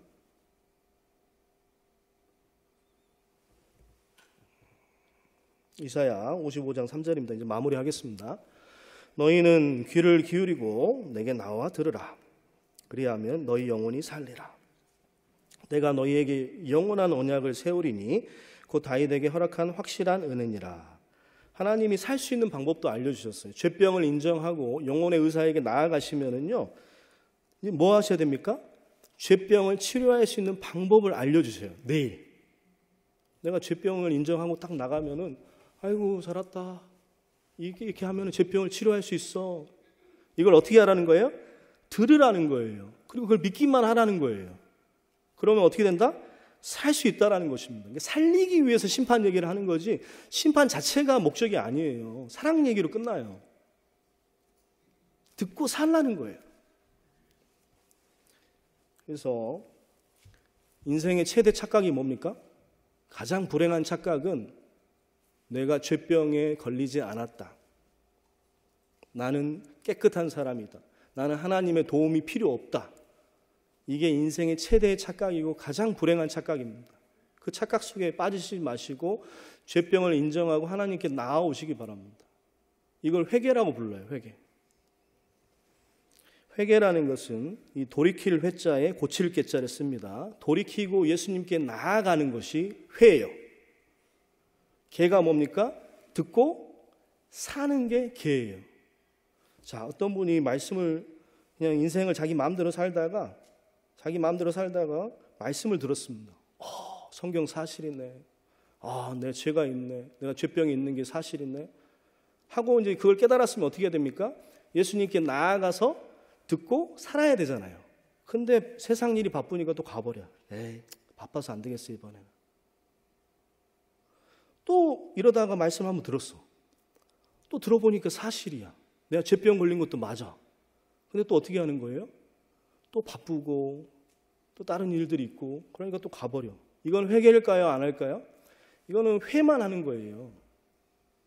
회개가 뭐냐면은 이렇게 가버리는 거 회개가 아니고 회개가 뭐냐면은 돌이키고 예수님께 나아가는 겁니다. 그리고 뭐 하는 거예요? 나아갈 때 어떤 마음으로 나아가셔야 된다고요? 죄병을 인정하고 고침받고 싶은 마음은 나가면 돼요. 그럼 내일 하나님이 어떻게 해줍니까? 죄병 치료하는 방법을 알려줘요. 그걸 듣고 사는 거. 듣고 사는 데까지가 회개예요. 이해되셔요? 이거 회만 하시고 개를 안 하신 분들이 많아.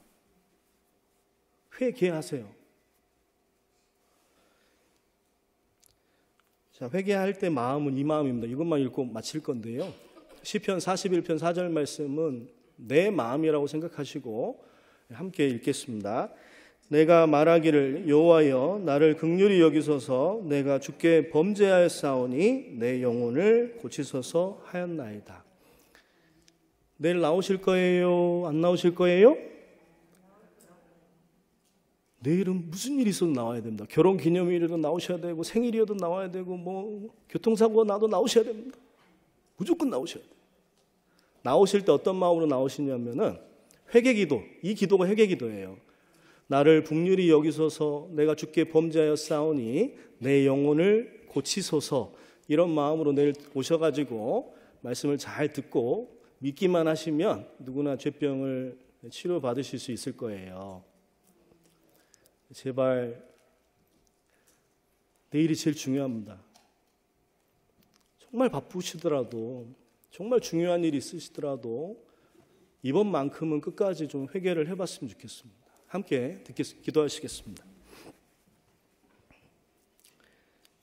하나님, 오늘 말씀을 들려주심에 감사드립니다. 오늘 말씀은 좀 마음을 찌르고 우리 자신을 찌르는 그런 말씀들이었습니다.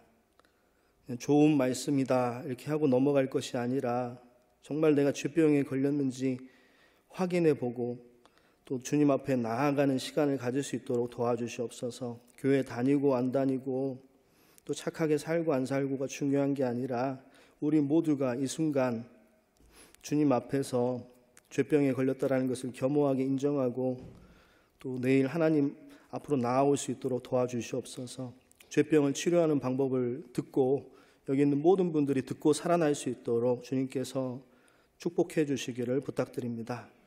모든 것을 자비로운 하나님 손에만 온전히 의존하면서 의지하면서 예수님의 이름으로 기도드렸습니다. 아멘. 네, 수고하셨습니다. 내일 꼭 뵐게요. 내일 꼭 만나기예요. 혹시 의문이